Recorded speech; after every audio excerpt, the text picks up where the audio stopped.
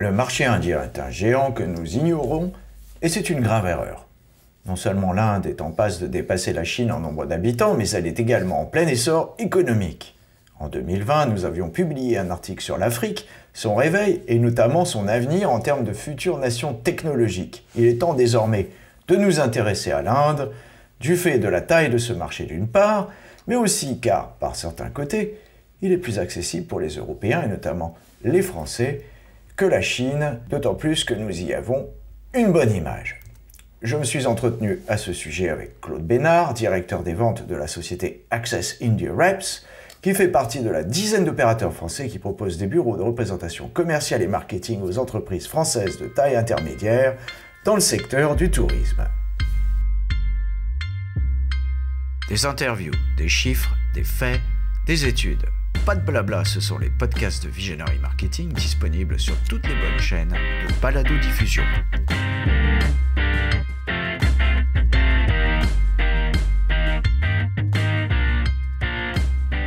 Bonjour, je suis Anne Courvenec, bienvenue sur les podcasts de Visionary Marketing qui continuent de se développer et nous vous en remercions.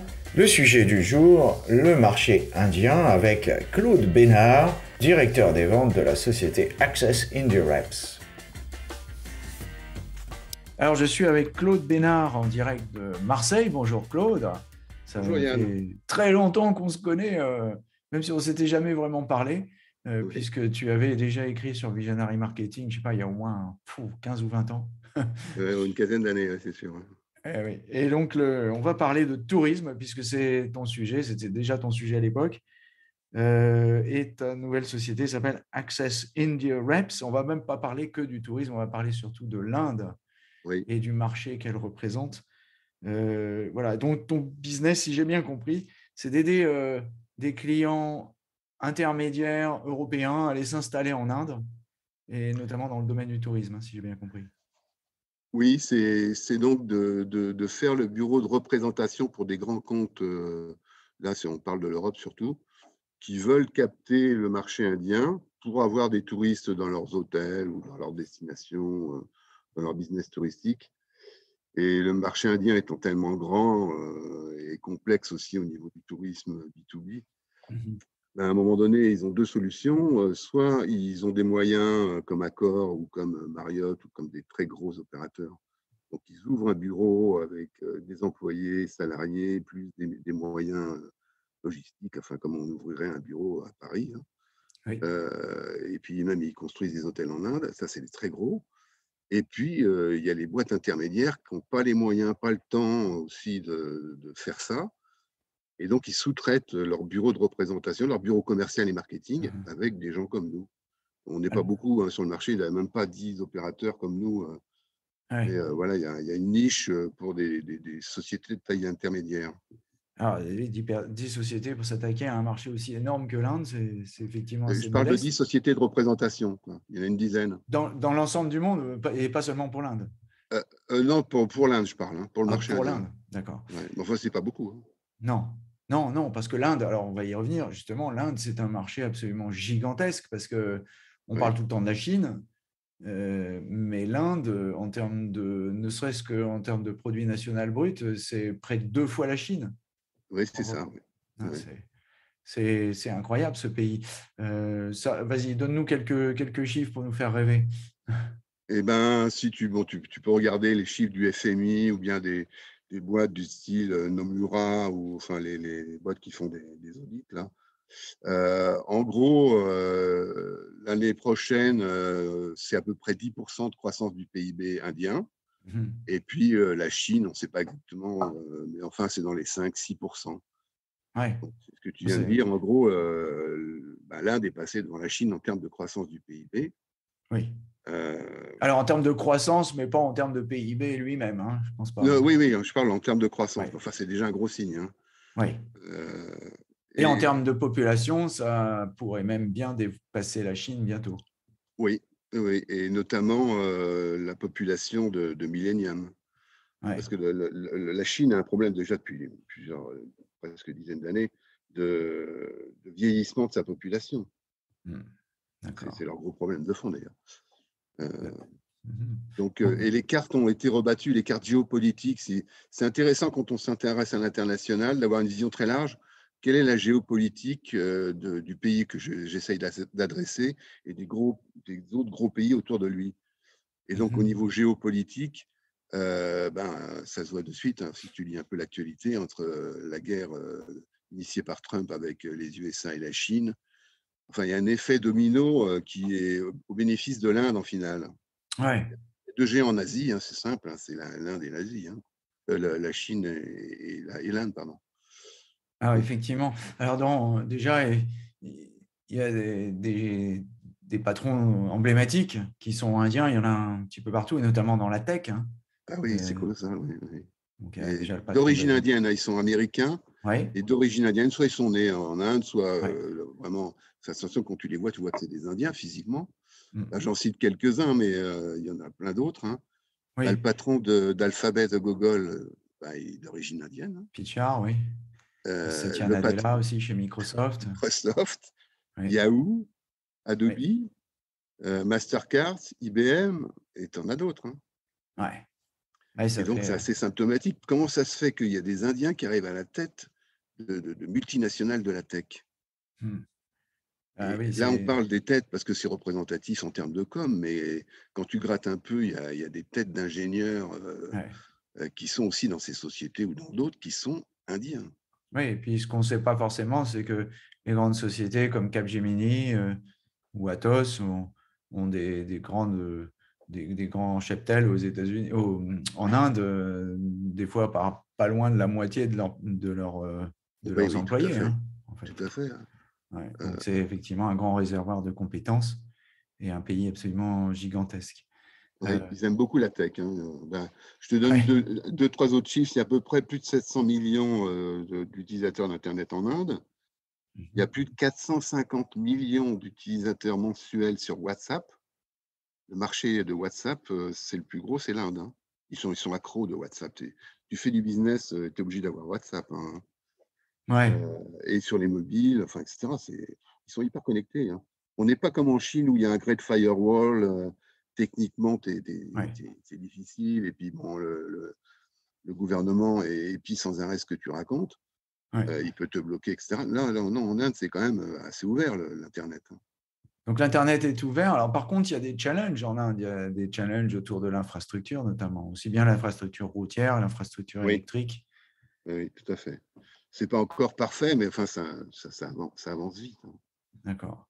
Il y a, il faut regarder parce que il y a beaucoup d'a priori sur l'Inde. Les gens ils se disent bon bah ouais, mais enfin c'est sale, les gens sont pauvres, il y a rien, etc. Mais il y a certains coins, si tu te crois à la défense multiplié par 10. Ouais. Tu vois ce que je veux dire? Oui, oui, bien sûr. Bien sûr. Donc c'est un kaléidoscope l'Inde. Hmm. Mais ça bouge très vite, hein.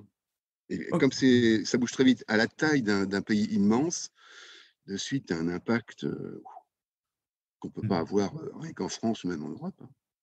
Alors, le pays est immense, c'est vrai, et c'est à la fois gigantesque, à la fois en termes de surface, mais aussi de population. Oui. Et attaquer un marché comme celui-là, ça doit être un petit peu plus difficile que d'aller s'installer dans la Creuse, hein, je suppose. Oui, ce que je disais tout à l'heure, ça prend du temps. C'est-à-dire qu'il faut se poser. Moi, je te donne mon parcours, en fait, hein. Mhm. Euh, J'y suis arrivé en lâchant le marché chinois. Et puis tout d'un coup, il y a un contact suisse qui m'a dit, mais est-ce que tu veux pas nous représenter sur le tourisme? Et qui m'a mis sur le marché indien, que je connaissais déjà plus ou moins, parce que quand tu regardes l'Asie, bien sûr, tu es obligé de regarder l'Inde et d'avoir un peu d'informations là-dessus. Mhm. Mais il faut se poser, avoir déjà appris au moins des sources d'informations, lire qu'est-ce qui se passe. Et puis après, bien sûr, il faut soit vous êtes capable tout seul de monter ton plan d'action, stratégie, soit tu passes par des sociétés comme nous, qui, nous, on est que dans le tourisme, hein, mais il y en a d'autres qui sont spécialisés sur d'autres secteurs, qui Mhm. peuvent t'aider au moins sur un an ou deux à te lancer. Et c'est gagnant, à mon avis, hein. Alors, se lancer dans un grand pays comme celui-là, ça doit être un petit peu comme les États-Unis, on ne peut pas tout faire en même temps, je suppose. Oui, on ne peut pas tout faire en même temps. Il faut quand même, je te dis, bien se poser sur la stratégie. Et comme dans tout grand pays, se dire que bon, ben, je vais mettre 2, 3 ans avant d'avoir des retours. Mhm. Pouvoir avoir des retours à court terme, c'est comme le gars qui veut faire du bon vin et qui se dit, bon, je plante ma vigne aujourd'hui et je veux récolter demain et puis boire mon vin dans un mois. C'est absolument impossible. Mais je te dis ça parce que même des gens brillants, des fois, ils s'imaginent que ça tombe tout seul. Non, c'est beaucoup d'efforts. Oui, Mais ça marche si tu as un bon plan d'action, ça tombe parce que le marché est colossal, hein. oui. Et c'est quoi la bonne tactique? Il faut d'abord s'installer en Uttar Pradesh et après aller rayonner dans d'autres États ou s'installer un peu partout en même temps? C'est un peu particulier, non? Ben, généralement, les gens, c'est un peu comme les boîtes américaines qui veulent capter l'Europe, ils ont une tête de pont à Londres. Ouais, c'est leur schéma généralement. Bon, là, généralement, les gens, ils s'installent à Delhi ou à Mumbai, des plus grosses villes, mégapoles indiennes. Mhm. Et après, ben, selon leur business, rapidement, ils sont dans d'autres grosses villes indiennes. Parce qu'une grosse ville indienne, c'est plusieurs millions d'habitants tout de suite, hein. Oui, Parce que, ouais, tu vois, de suite, une ville moyenne indienne, c'est la taille de oui. l'île de France, hein. Ouais, forcément, ouais. Tu vois. Et alors, si on vise le voyageur d'affaires, il doit y avoir des zones qui sont un peu plus propices que d'autres. Je sais pas, je pense par exemple à Bangalore, qui est un des centres qui est Bangalore, c'est le centre de la high-tech, ouais, de du la high-tech, développement tech. voilà. Il paraît que ça ressemble un peu à la Normandie, d'ailleurs. C'est très Euh, vert. ouais. Oui, c'est très dynamique, hein. Il y a Mm. beaucoup, on parlait des Américains, là, les ingénieurs, les investisseurs, notamment américains. Il y a les ventures capitalistes américains qui investissent des milliards de dollars depuis Ouais. 2, 3 ans en Inde, hein. Notamment dans des boîtes qui sont à Bangalore, parce que la bonne partie de la tech est à Bangalore. Oui. Oui. Alors, on a parlé de WhatsApp, mais l'Inde est connue, bien sûr, pour sa capacité et ses grandes compétences en technologie, hein. Oui. On le répète, beaucoup d'informaticiens mondiaux sont indiens, si ce n'est la moitié du monde. Euh, Ouais, des mais développeurs, quelle est des la ingénieurs. place justement du digital dans le développement d'une entreprise qui vient de l'étranger, d'Espagne ou de France ou des Pays-Bas ou je ne sais pas où, et qui vient s'installer en Inde? Ben, je reprends comme quelques grands exemples.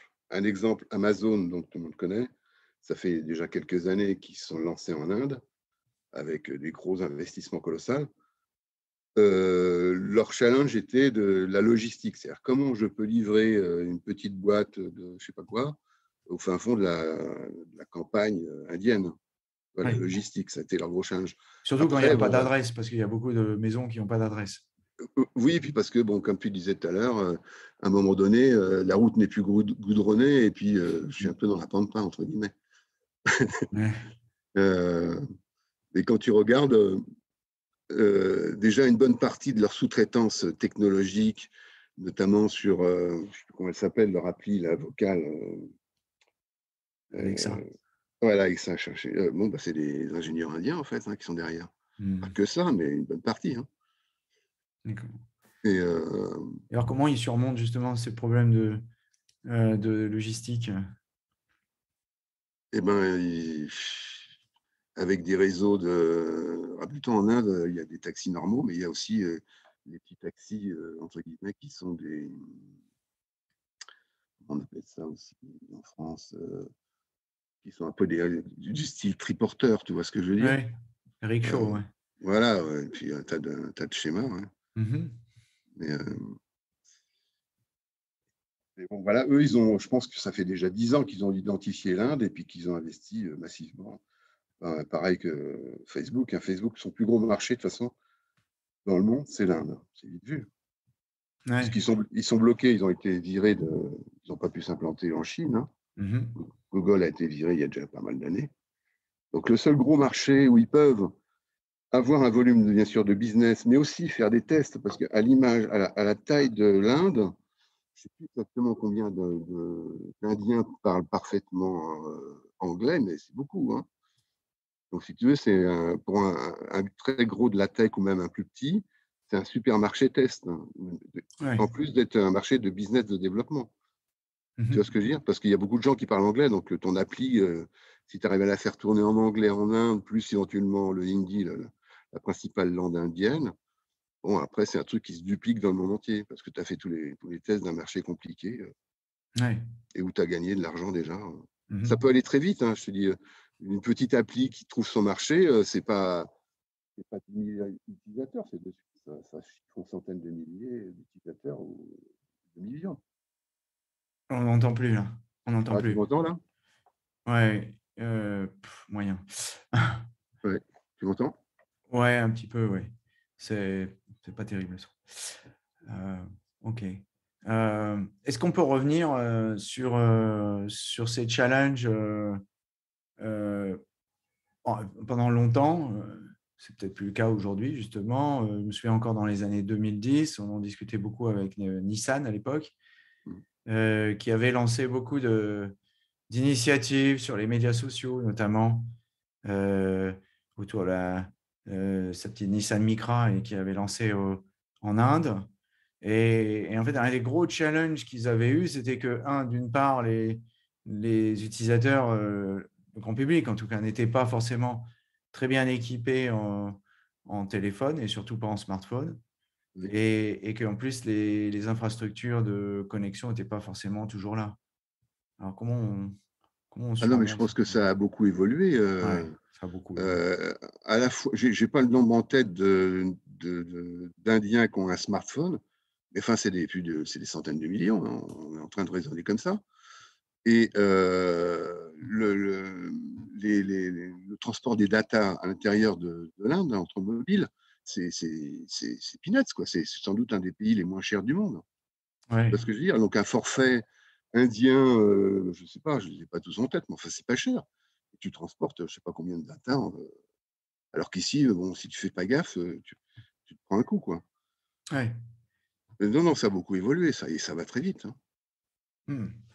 Et alors, est-ce qu'on peut imaginer un jour que finalement l'Inde supplante la Chine, pourquoi pas? Je sais pas, en tout cas, c'est simple, hein. Il y a 2 immenses, pays, dans l'Asie. L'Asie étant, le poumon, économique quand même mondial, hein, globalement. Mhm. Donc, moi, je suis assez basique. Mettons pas tous les œufs dans le même panier. Donc les gens, bah, ils peuvent, capter le marché chinois, hein, c'est compliqué, hein, pour plein de raisons. Mhm. Mais faut pas laisser à côté de ce qui se passe en Inde parce que ça en plus, ça va très vite, hein, dans le bon sens. Alors Ouais. que la Chine, c'est plutôt, moins vite et dans le mauvais sens. Je caricature un peu, bien sûr, mais Mhm. donc il y a plein de choses, et puis bon, là, on parle potentiellement de sociétés françaises plus ou moins grosses qui voudraient, faire quelque chose en Inde. On a une bonne cote, les Français. La France, on a une super image, hein, ils nous aiment bien. C'est, voilà. On est déjà bien positionné dans l'esprit des Indiens, hein. C'est important, ça aussi, dans le business. Ok, parfait. Petite dernière question. L'Inde n'a pas été épargnée par le Covid. Bon, personne n'a été épargné par le Covid.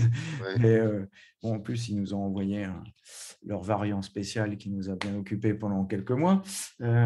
Et comment s'envisage la reprise maintenant de ce côté-là? Eh ben, écoute bien, il y a pas je sais plus exactement, je pense, quelques semaines, je me rappelle plus exactement. Ils ont passé le milliard de personnes, Vacciné? vaccinées avec, différents vaccins. Ils ont 2 vaccins à eux, plus, les autres. Donc c'est bien orienté, ça, la courbe des infections a baissé. Moi, je le vois dans le tourisme, il y avait à peu près une dizaine, de pays ouverts aux touristes indiens, donc des Indiens qui allaient, à l'étranger. Maintenant, Mhm. c'est plus de 25, je crois. Donc soit ça s'ouvre, c'est bien orienté. Bon, il y a aucun pays dans le monde, de toute façon, qui est à l'abri à 100 du covid, hein. Mais, Mhm. c'est bien orienté par rapport à ce qu'il y avait il y a encore 6 mois. Ouais. Donc 1 milliard, pour ceux qui ne sauraient pas, il y a à peu près 1,4 milliard de Habitants en personnes Inde, ouais. en Inde, hein, donc Ouais. c'est pas mal, quoi. Ça fait une Ah bonne oui, proportion. par jour, des fois, c'est plusieurs 10, 15, 20 millions d'Indiens vaccinés par jour. Mmh. Ouais, c'est la taille de l'Inde, hein. C'est symptomatique de la taille de ce pays où nous, on compte en centaines, eux, c'est de suite des dizaines de milliers et compagnie. Ouais. Oui, ce qui explique Et, que même si il n'y a que quelques centaines de millions de personnes qui ont des smartphones, ça devient immédiatement énorme. oui, t'as Voilà, compris. absolument. Donc, Et- on avait déjà posté un article sur l'Afrique et son réveil, et notamment son avenir en termes ah oui, c'est de dynamique aussi, futures hein. nations technologiques. Mais il y a l'Inde, effectivement, il ne faut pas l'oublier.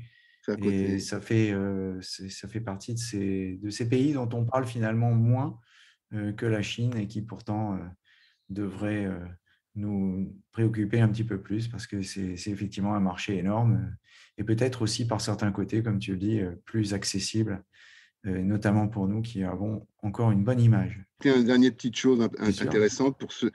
Là, c'est plus pour la cible PME, PMI ou Mhm. entrepreneurs, investisseurs. Se connecter avec Francisque Lebruni. Il y était encore il n'y a pas longtemps. Il est à Paris. Il s'est rapatrié à Pondichéry. C'est l'ancien comptoir français, hein, dans le sud de Oui. l'Inde. Et lui, il manage pour le marché indien, il manage un fonds d'investissement qui, pour le moment, investit dans des startups indiennes Mhm. qui sont dans le SaaS, la green tech, fintech et compagnie. Mais à un moment donné, ils aideront aussi des boîtes françaises à s'implanter en Inde. Donc, c'est l'exemple de choses qui bougent. Là, on parlait des gros Amazon et compagnie, mais il y a aussi des plus petits opérateurs entrepreneurs qui font des trucs très concrets. Eh bien, très bien, on mettra leur contact dans le post pour qu'on puisse D'accord. rentrer en contact avec eux et avec vous aussi. Merci Claude et bonne Merci chance. Yann, super. Bonne continuation pour tes projets. Merci. Merci. Des interviews, des chiffres, des faits, des études, pas de blabla. Ce sont les podcasts de Visionary Marketing, disponibles sur toutes les bonnes chaînes de balado-diffusion. Surtout, n'oubliez pas de mettre une bonne note à ce podcast si vous l'avez apprécié.